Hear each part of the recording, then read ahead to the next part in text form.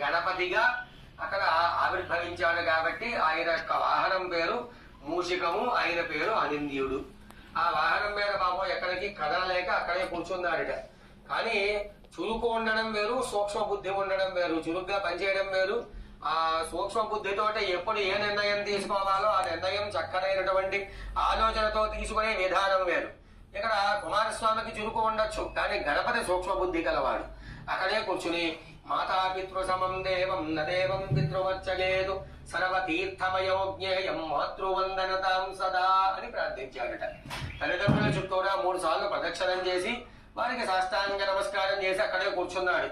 ఎవరైతే తల్లిదండ్రులకు ప్రతినిత్యము సాష్టాంగ నమస్కారం చేసి వారి యొక్క పనులు ప్రారంభిస్తారో సర్వతీర్థమయో జ్ఞేయం, వారు సర్వతీర్థముల యందు కూడా స్నానం చేసినటువంటి ఫలితాన్ని వారు పొందుతారట.